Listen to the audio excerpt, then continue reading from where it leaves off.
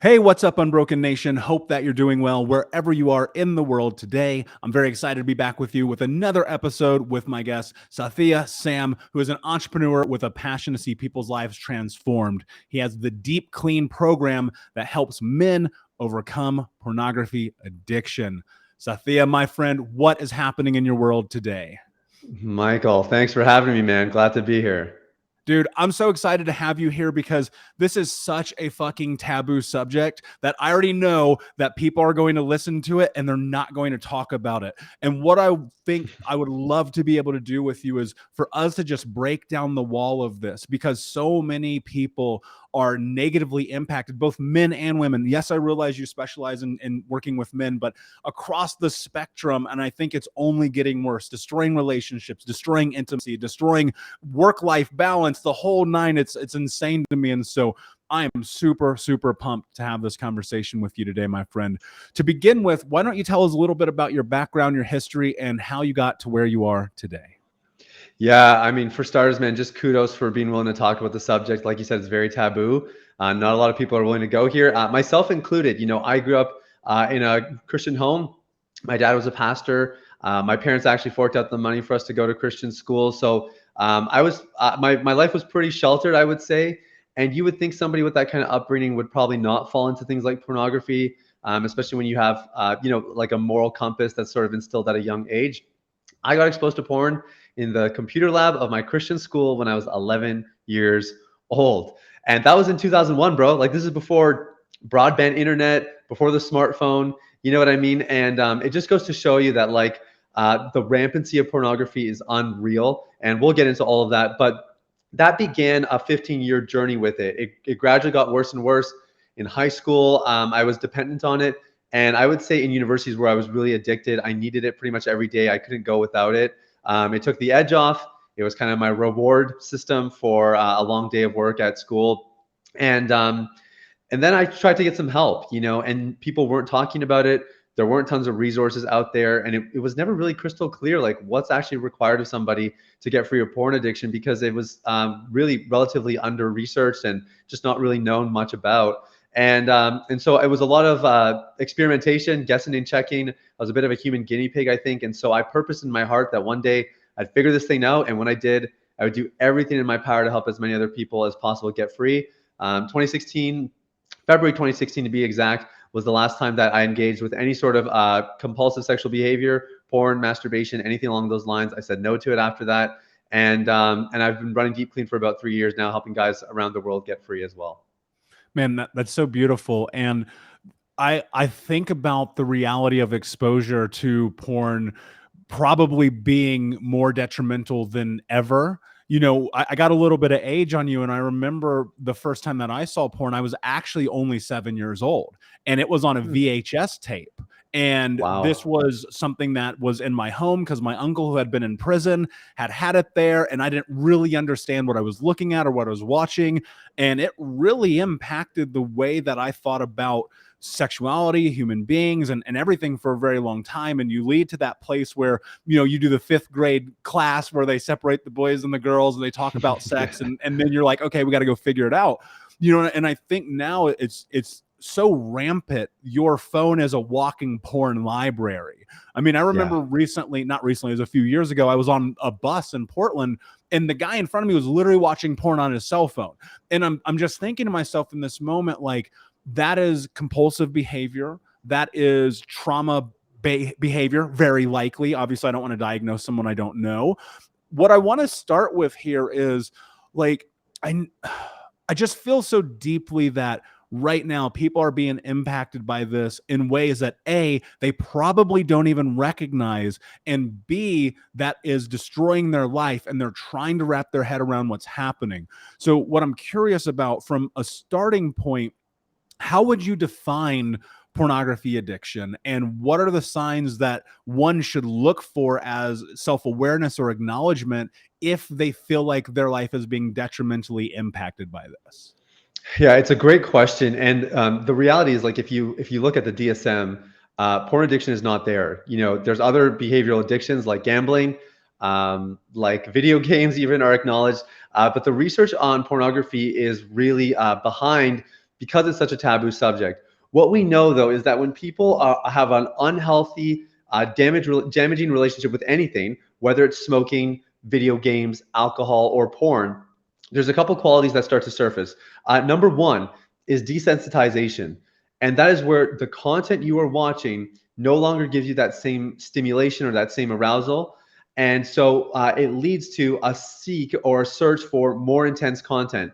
So that might mean a greater level of volume, but usually what it means is people start watching stuff that they never thought they'd watch in a million years, but they're experiencing that classic addiction symptom of desensitization. Second one is that you start to engage in riskier behaviors to acquire the substance or to engage in the behavior. The gentleman on the bus watching pornography on his phone is a great example. That's actually a high risk situation. He's in a public environment. He's going to get exposed. He doesn't care. He's going to do it anyways. Very classic indication of an addiction. And I think the other one that we see really quite often is that it starts to impact your day-to-day living in a negative way. So you're not able to maintain social commitments. When guys come to me, sometimes it's because they got fired from their job because they were watching porn at work, or they weren't showing up to calls on time because they stayed at home and watched porn instead. There's a whole gamut there, but when it starts to impact your day-to-day functioning, that you can be pretty much assured that you have a very damaging relationship with pornography and anything like it. So I think as a starting point, Michael, that would be the outline.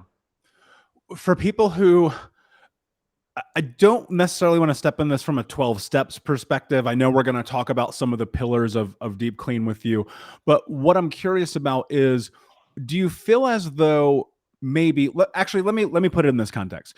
When I found myself in my late teens, early 20s, consuming porn every single day, multiple times a day, I didn't feel like anything was wrong. It wasn't until I started to notice, like, holy shit, I have no intimacy with partners. It's the only thing I'm thinking about. It's impacting my life to this point where I can't do anything. Did I change? And what I'm wondering is, in that acknowledgement and looking at perhaps behaviors that you have, is there a way to mitigate a risk of like hitting a rock bottom with this where it starts to destroy your life? Oh, it's really hard to say. I mean, like my personal opinion is that porn is basically like cocaine. It's just a behavioral version. So like, you ask yourself like, well, could I do a little bit of cocaine and not get addicted to it? It's like, well, good luck with that. Like I think it's a very slippery slope. The research shows that when porn is involved in a relationship, if one person is viewing porn, relationship satisfaction goes down. And in a marriage context, the rates of divorce spike. We see that rates of erectile dysfunction are at an all-time high, even in guys under the age of 40. It's reported as high as 45% of that demographic are experiencing ED. A lot of it points back to pornography, and I think for me, I don't see any element of it that's really healthy or helpful. All the research is indicating that the more this is a part of your life, the more damaging it's really going to become. So the earlier you can nip it in the bud, the better.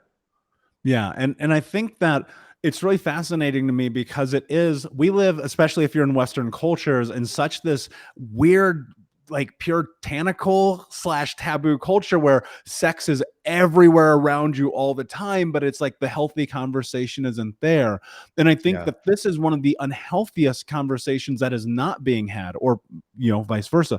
And what I'm trying to think about here in real time is, for people who are now in this position, they're listening to this, they're deep into this, they want to know more, they want to try to start to create some types of changes around their life, but it just feels like they're holding on so tightly. This is the one thing that they have that brings joy, pleasure, happiness to their life, even though if you look at it from a biological and chemical release perspective, it's actually destroying you.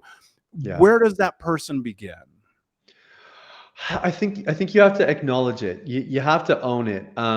One question I really like to ask people is just what would change in your life if porn wasn't in the picture?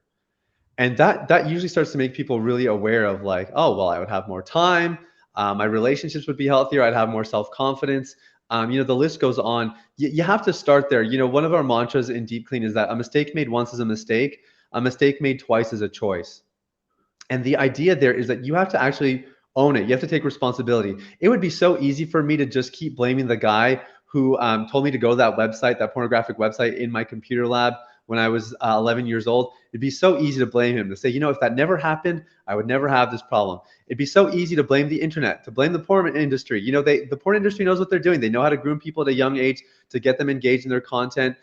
There's all these places we can deflect responsibility towards, but ultimately, I think somebody just needs to say, hey, I'm actually responsible for this and I'm going to do something about it. The next thing you want to do, just to get really granular and really practical, is you have to start talking to somebody. And it could be a stranger. Some people would rather not talk to anybody they know, and I totally get it. I was more in that camp myself, just dealing with the shame of it. It was much easier to talk to somebody who didn't know me at all personally, or it could be somebody that you feel safe with, that you can trust, and eventually that's kind of the direction that I took long term. And that's another really good place to kind of de-shame, vocalize it a little bit, and at least start to begin that healing journey. And it feels like so much of this is shame ridden, right? I mean, you look at the amount of consumption. I think I read somewhere, I may be wrong, you might know better than me, but I recall that a few years ago, there was a porn company that did an ad during a Super Bowl halftime show, and more people watched that on their website than the entire Super Bowl combined. And it's like, there's something there to that where you go, is it, like, where does this really come from? So let's break it down a little bit, because I know that there are people who enjoy this, and we're not shaming people. We're not guilting people here. That's not what happened. That's not what we're talking about. Because the reality is some people do have that, and some people it's self-expression and things like that. What we're looking at and talking about here are people whose lives are so negatively impacted. And what I'm wondering is, in this process, and when you're looking at it and you're holding on to this, is it truly behavioral? Is it chemical? Like what is it about this particular, about porn addiction, that keeps people so tied in? Yeah, I mean, honestly, it's all of the above. I mean, the biology of it is really clear. Like, porn is highly addictive. Um, it's it's targeting people's, or it's impacting people's arousal centers, right? Like, one of the most central parts of your brain. And it's the reason that guys under the age of 40 are experiencing rampant rates of erectile dysfunction, because their brains are actually being conditioned to experience arousal through a super stimulus. That's what porn is categorized at, biologically speaking. It's a super stimulus. So you're seeing a rewiring of the brain. On an emotional level, a relational level. We say that porn is fast food intimacy. So the same way that a fast food diet is really not sustainable, because it's going to temporarily satisfy the craving, but it's actually going to do damage to your body long term. Porn has that same impact on the heart. So it might give you that initial feeling of connection, of intimacy. A lot of guys are going to pornography, at least in our groups. They admit that they go to porn because they don't have to risk being rejected by somebody. They don't have to deal with any of the hard work of cultivating true intimacy. It's just easy, quick, fast food intimacy. And so long term, it starts to erode their capacity for meaningful relationships, their ability to actually show up emotionally. And the other arena, and this is the angle I come from, because I am of a faith background. I identify as a Christian, and the spiritual component is really important. And morality aside, and even the specifics of Christianity aside, we could categorize spirituality as purpose and values.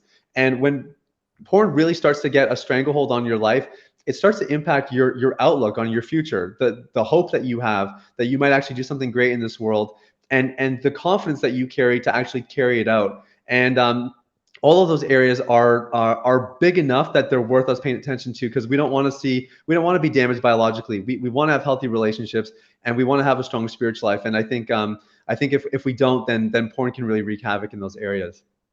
Yeah, and it feels like to me that I think about this idea of intimacy being so much greater than sex. And I think people often misconstrue that. And so what Yeah. I would love for you to talk about is in your own journey, because I think perspective and context matters so much. What I'd love for you to talk about is kind of the shifts, the changes, the steps, the approaches that you've taken, and kind of where you started this journey and what practical things you implemented in your life to get to where you are today. Yeah, so this is the question, isn't it? So I as I mentioned, I started by kind of reaching out and talking to people about it. I had so much shame that the mere act of just talking to someone else was like 1,000 pounds off my shoulders. It was Let me really, ask you really this helpful. question real quick. I think this would be really Please, important for that context specifically. And I apologize please. for interrupting. I try not to do that, but I think this is important. How do you get yourself to have that conversation when there's so much shame that you feel inside? For me, I had to weigh the pros and cons. Like, would I rather stay stuck in shame, feel terrible about myself every day, and continue this habit, or take a risk, but know that on the other side could be some liberation and at least a step towards recovery? And I had reached a point personally where I was so sick of it. I was so sick and tired of the shame. I was sick and tired of feeling like a failure. Experiencing all these impediments in my life that I was like, I'm done. I have to do something. So that's what it was for me. I was willing to kind of take a risk. Does that make sense, Michael? Yeah, absolutely. Yeah. So you make that decision. You're looking at your life. Was there a? I I, I have come to find, unfortunately, that typically a rock bottom, for lack of a better term, is often needed to create massive change in one's life.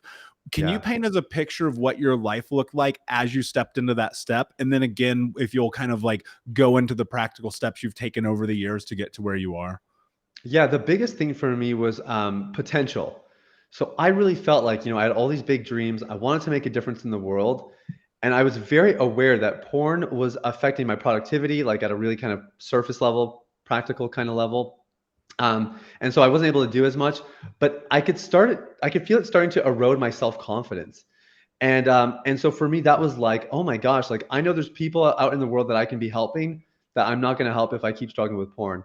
Relationally, I was way too scared to get into a romantic relationship because I didn't want to bring the baggage. I think I just knew enough. I knew that that having porn in a relationship for me was not going to work, especially for the kind of people that I wanted to be with. Like I said, I identify as a Christian, so in that circle, porn is not really it's not within our moral framework.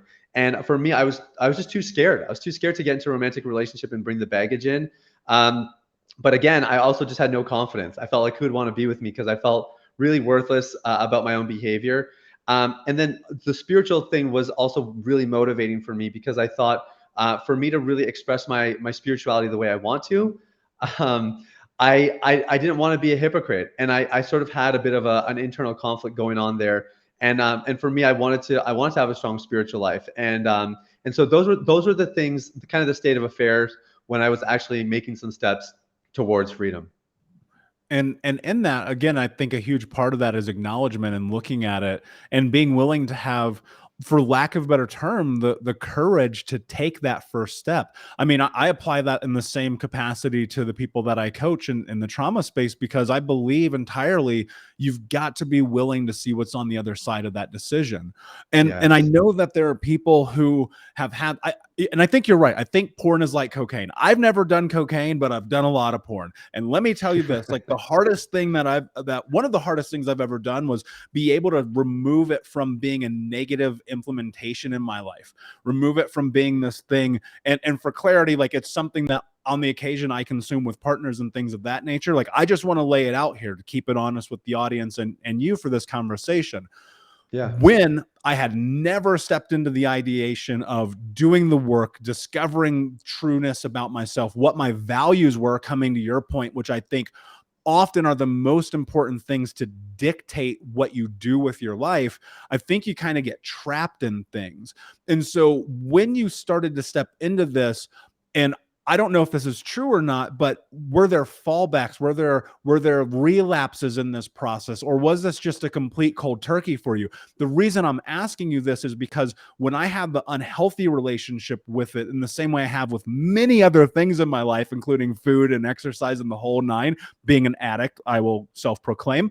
I have found that there have been these moments where I fall back, I go do the same behavior again, and then I course correct because I have a better understanding of myself. And then it just becomes, eventually, I think it's through education and being aware of myself that I remove those habits from my life. What I'm curious about, because I know that so many people and myself included in this conversation, have gone to this place where like, I quit, no more. I'm buying the app. I'm doing the thing. I'm deleting it. I'm going to turn off the internet. I'm going to get a flip phone. I'm not even going to go to the bookstore. Right. And then because of, I don't want to call everyone an addict. I think that'd be unfair and generalizing, but because of that impulse that we have, there's still that moment that we go back. What do you do in that moment? And did you have that moment for yourself? Yeah, I had tons, tons. And we really teach our guys that relapse is a part of recovery, in the sense that the goal is not to go 90 days. We want you to go 90 years. And to really effectively have any kind of long-term change, it's much more interesting to have gradual progress than dramatic progress, because dramatic progress is hard to sustain long-term. Gradual progress is much more manageable. What we encourage people is actually, when you have a relapse, you want to leverage those experiences by asking yourself two things. So we actually have two things in our group that we always have guys ask. Number one, what need was it meeting? So trying to identify what was the underlying driving force that led you to watch. It's so easy to just be like, oh, I'm a guy, I was horny, I just have these urges, it was just a weak moment, or whatever. There's always something underneath. I shouldn't say always, but generally there's something underneath. And the better you can articulate the need and the underlying force that drove you to make that decision, the more you're going to be able to learn from it. And then the second question we ask is, what would you do differently? So next time you're in that situation where you're really stressed, or you're vulnerable, or sometimes guys have a hard time when they travel and they're alone or they're out of their routine. What are you going to do differently next time to make sure that doesn't happen, to make sure that there's a better outcome? So that's a great starting point. But I would just let people know I had tons of relapses along the way. For me, it was about 3-4 years of really earnestly trying different things, and it took me time to really figure out what worked for me and what was going to actually help me stay away from this stuff long term. So yes, there are relapses along the way. Yeah, and I have found that one of the things I always convey to people is, can you increase the distance of time between, right? Because that means you're learning, you're growing, you're really starting to sit with it, right? Yes. Okay, so I'm so glad you mentioned that. So the word we use in our community is trend line. We're always saying we're not counting streaks. We don't really count how many days are you free, but what we're looking at is the trend line. Like, what is the gap between? And if that gap is progressing, it could be small or it could be large, doesn't matter. But as long as it's progressing, then we're super happy. And I think that's the mentality you have to have when you're focused on inner transformation. If all you care about is outer transformation and just trying to modify the behavior, then you can count your streaks and whatever else. But because we're interested in long-term success and the transformation of the heart and the individual of the person, then yeah, we do the same thing, Michael. We really pay attention to the gaps. Do you feel like having a time restricted calendar against this is a bad idea? Because I'm just curious, because I think what happens is people will go like, I made it 37 days, or I made it 90 days, or whatever the arbitrary number is. And then it's like, boom, right back to the old behavior. Yeah, I mean, we really don't encourage any of that kind of stuff. Not against it. Like, I think if you can go 90 days without looking at porn, that's fantastic. But like I said, for us, we're trying to play the long game. And so that means, yeah, we don't really try to put deadlines or timeframes. Instead, we're trying to tell people, focus on the internal aspects, and then the behaviors will take care of themselves. What do you think are the internal aspects that people should be focusing on? So we have 3 core pillars of recovery in Deep Clean, and each pillar has a mantra. So the first one is self-awareness. And the idea is that if you are not aware, it cannot be repaired. So cultivating that self-awareness is really helpful to get started. The second part is healing. And Michael, you are like so excellent in this area. This is where you're recovering from traumas. You're paying attention to parts of your past that have contributed. You're really just seeking a place of healing and health and wholeness for your emotional and your psychological life. And our operating sort of mantra there is, he who is the most vulnerable gets healed the quickest. And so the idea is that the more transparent you are, the more willing you are to be vulnerable, especially in our community, the more quickly you will get healed, and you'll be able to move on to our third pillar, which is identity. And identity is really just seeing yourself for who you really are, understanding yourself as a person of value, someone who is worthy of unconditional acceptance. It's one thing to understand it in your head. It's another thing to really understand it in your heart. And The operating mantra there is that I would rather be 100% my true self and rejected than 80% my true self and accepted. And so those are sort of the three pillars that we encourage people along the way in the recovery process. To me, this is kind of what inside out transformation really embodies. Yeah, I think that's really special because there is something so incredibly powerful about owning who you are 100%. Yeah.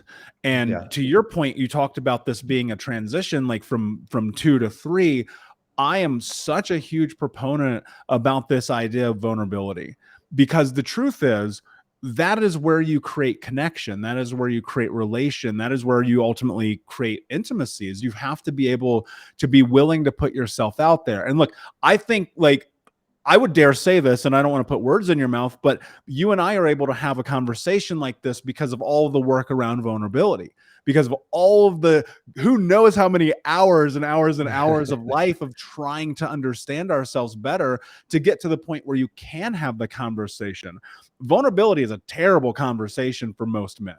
And, well, Yeah. most people in general, but definitely men. We're growing up, we're told, don't cry, put some dirt on it, don't be a bitch, don't be a pussy, like all those things. Even though contextually I think the world is changing, that still holds true. Where do men start to step into vulnerability? Because I feel like even right now, real time in this conversation, there are people who are going to see the title of this in the podcast feed, and they're not going to ever tell a human being that they listen to this conversation. And I'm Yeah. terrified of that because I don't believe change will ever happen for them. So how can we give men and women, everyone, tools to step into vulnerability, not necessarily only specifically in this context, but in life in general? Yeah, I would ask this question. What is the safest place, or who is the safest person that you could engage in this conversation with? And I can pretty much guarantee you, when you ask that question, if you think about it, you will find something. It might be an online forum where you're completely anonymous. That's a great starting point. Everything we do involves community. I know you have a community. You have Unbroken Nation, Michael. That's because you and I know how powerful it is. Maybe somebody's not ready to quite put their face out there and really plug in. At least start by engaging somewhere where you can even be anonymous. But I think finding those safe places, online or in person, really, really important to actually breaking out of this a little bit and realizing you're not the only one. And the number one piece of feedback that I get when guys do join our community, and after the first session, and I'm always like, okay, how was it? You know, what did you think? They're like, honestly, I can't believe there's other guys who have had the same thoughts, the same struggles. My wife said the exact same thing to me. You know, like they can't believe it. And the reward is so worth the risk. And I know how scary it is, but for anyone who is listening, who's on the fence, I highly, highly doubt you will regret it. If you find a safe community where you can plug in, it's going to be so worthwhile, not just for your recovery, but for your overall quality of life. I completely agree. And I have found that in those times personally, when I take the biggest risk of my life, what at least in that moment feels so risky to walk into a support group. It feels so risky to join a men's group. It feels so risky to go into an online forum. All of these things I've done. And every single time on the backside, like, I feel so empowered. But to your point, more importantly, I feel like I am not alone. And we get caught up in this idea, and I think this is probably one of the most dangerous parts of mental health right now, is that somehow we're alone. Yo, there are 8 billion people on planet Earth. You are not, but whatever the crazy shit happening in your life, I promise it is not only happening to you, it is happening to other people as well. And you have the ability to step into that, right? You have the ability to go through that, right? And that Yeah. self-awareness, that healing, and then ultimately creating identity, like, that's so profound. One of the things I want you to talk about here as well is the identity aspect of this, that third pillar of yours, because I don't know that necessarily people understand what identity is. And if you could define that, that would be incredible. And then Yeah. B, how do you start to frame and create that identity in your life as you step through this addiction? Yeah, for sure. Identity is simply asking that question, who are you? How do you answer that question? And the more unconditional your response is, the better. If you answer if you answer that question, who are you, by your career, I'm a podcaster. For me, I'm a coach. Obviously, these are the things we put on our public facing profiles. But if that's actually your identity statement, then your value is determined by how well you can carry out that task or perform in that job. So identity is learning to define yourself and finding unconditional places to find your affirmation and sort of that solidification of who you are. That's sort of the basis of it. Maybe the best way I can summarize it is this, and this is what we tell our guys in our community, is we say you cannot outbehave your beliefs.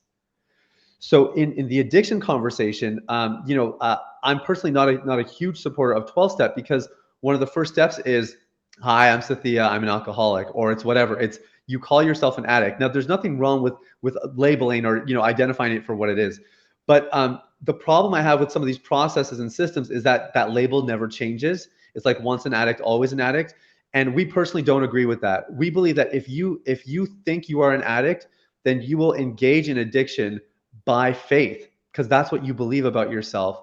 And so a huge part of helping guys along the way is changing the way they see themselves apart from their behavior, apart from their baggage and their past.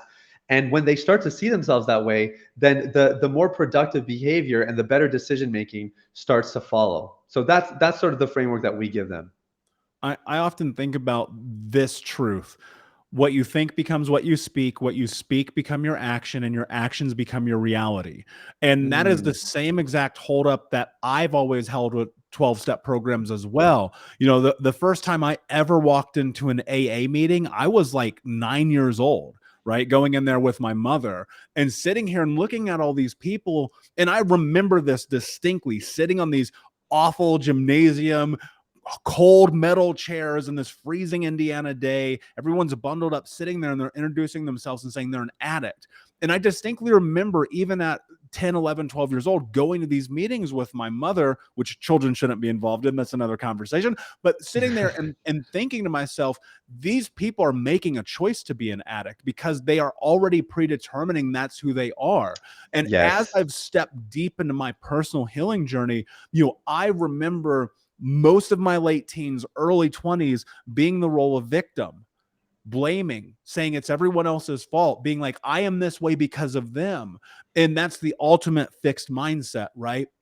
When you shift and you start to step into the reality that you can have this parallel of healing and changing your identity at the same time, I think truthfully that's where you find freedom. So I'm going to ask you a question, which I don't know if you've been asked before, but let's find out. Who are you?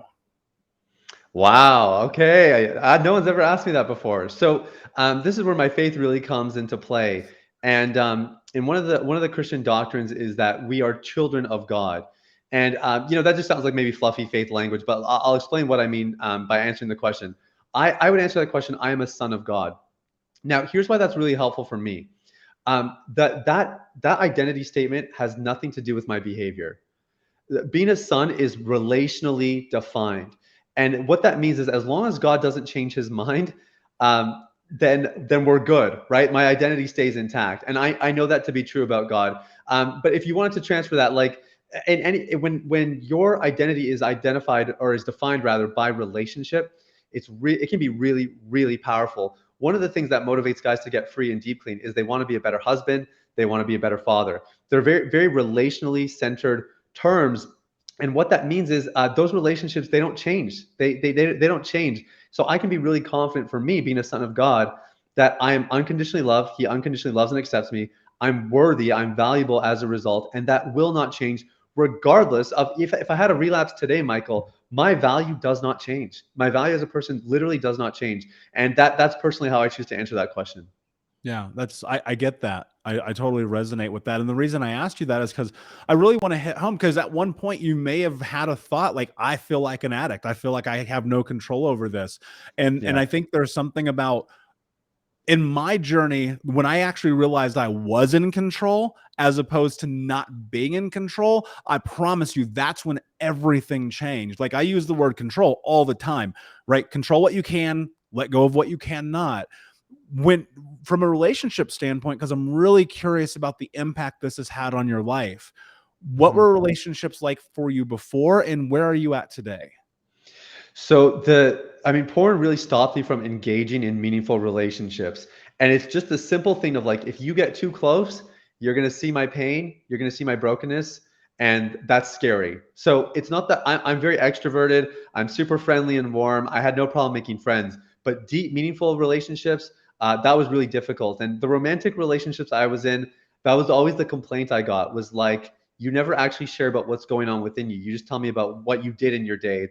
And I was like, I kind of didn't have the skill set, but even if I did, I would not have gone there because I was too ashamed of my brokenness and porn addiction. Um, one of my things was, one of my mentors actually taught me this, that he said marriage is a magnifier. And I always want to get married. I know, I'm sure there's different opinions about marriage amongst your audience, but for me, marriage was an important thing that I wanted to eventually experience.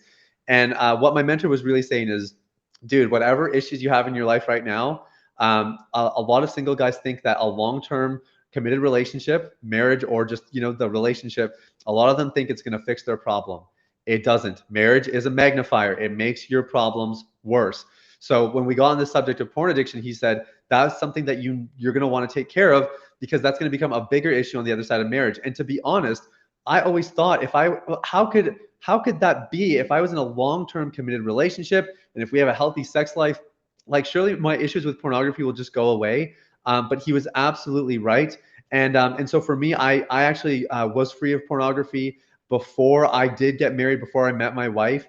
And on the other side, what it looks like now, Michael, just going back to what we talked about before, is I am consciously choosing to be vulnerable on a regular basis with my wife, with some of my really close inner circle friends, because I know it's necessary for me to stay healthy and to stay whole and to continue to grow as a person. So it's taken me a long time to get here, a lot of conscious effort, and some bumps and some scrapes along the way as well. But because I'm free, I really am able to relate on a much deeper level.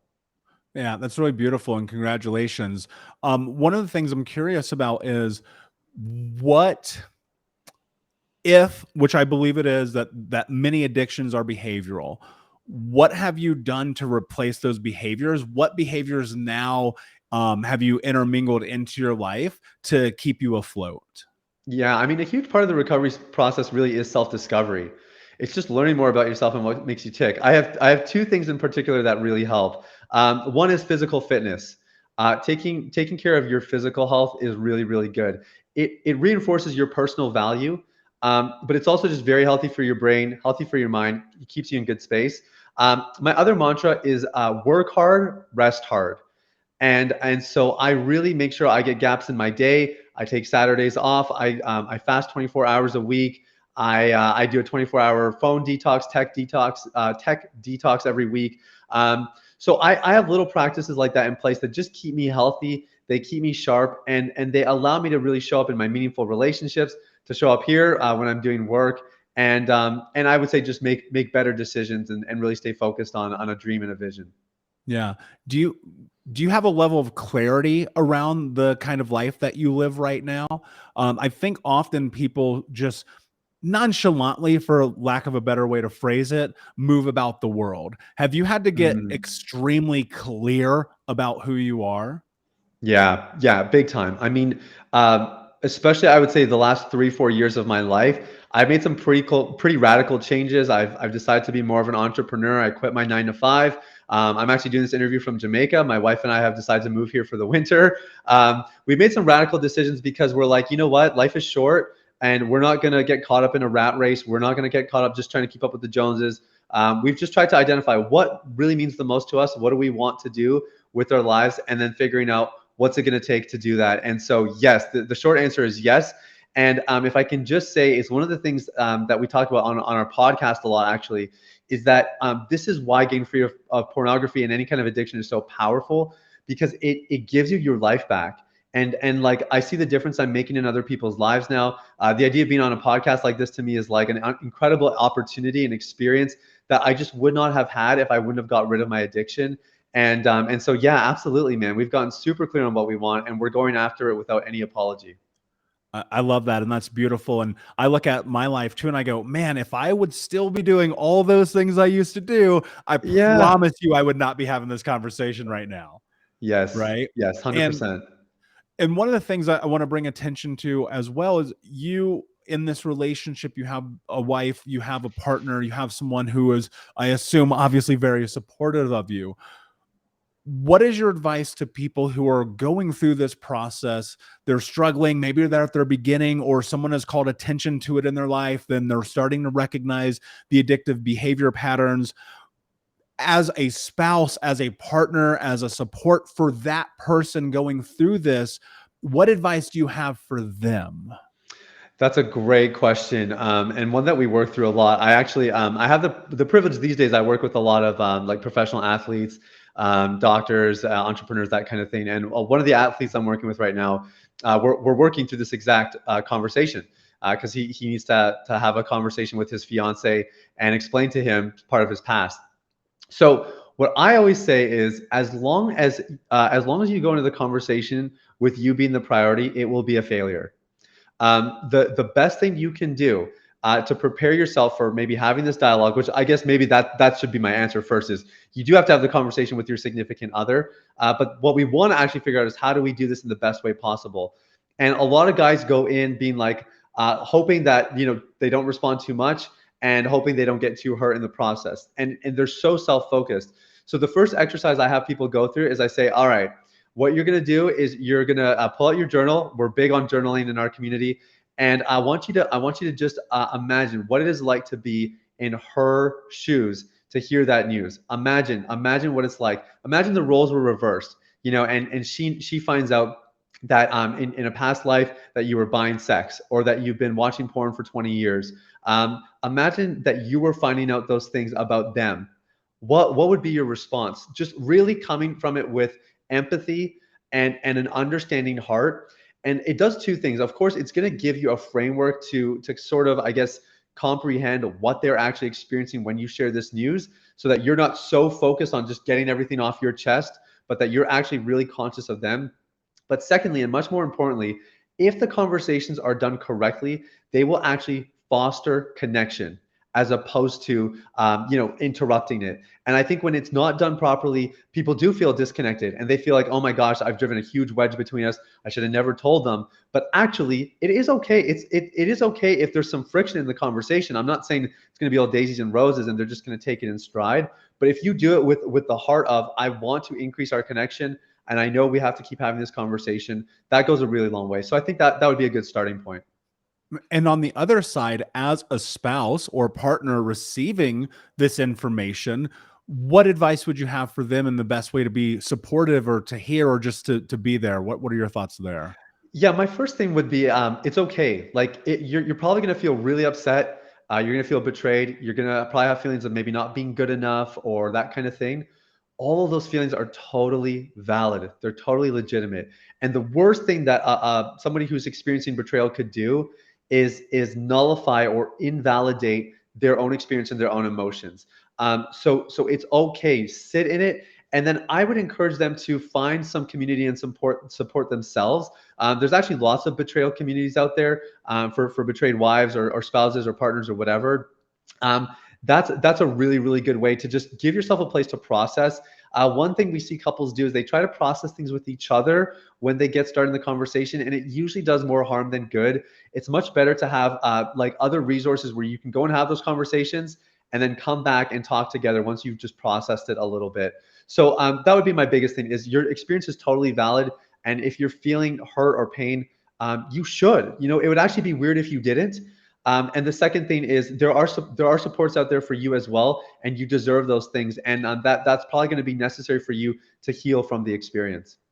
Yeah, I agree with that. And one of the things I teach my clients all the time, if they're in a relationship and they've gone through something pretty traumatic in it, is you got to go through the process of healing, both together and separately. Because Exactly. you cannot be each other's therapist. You cannot be each other's coach. That's not your job. My friend, it's been so incredible having this conversation with you. Before I ask you my last question, can you tell everyone where they can find you? Yeah, so if somebody's looking to get started on the journey, or they want to understand our framework a little bit better, they can go to ultimaterecoveryguide.com, and that'll give them a free ebook. It's just a small ebook that kind of explains our processes and how we walk people through the recovery journey. So ultimaterecoveryguide.com. And you can actually, we have some other resources. Like I said, we have a podcast, mailing list, that kind of thing, but that would be a good place to start, and you can find the rest after. Amazing. And of course, we will put all of those links in the show notes for the Unbroken Nation. My friend, my last question for you is, what does it mean to you to be unbroken? You know, I think it goes back to what we talked about earlier, Michael. To me, being unbroken first means accepting your brokenness, and that vulnerability piece of just loving yourself, who you are in this moment right now. And then I think, you know, we often talk about in spirituality, we say that, you know, God loves you so much that he'll meet you exactly where you're at, but he loves you too much to keep you there. And I think to be unbroken means that you embrace the broken parts of you, and then you move forward and you heal and you take steps and you become everything that you were made to be to make this world a better place. Beautifully said, my friend. Thank you so much for being here. Unbroken Nation, thank you so much for listening. Please like, subscribe, comment, share, tell a friend. And until next time, my friends, be unbroken. I'll see ya.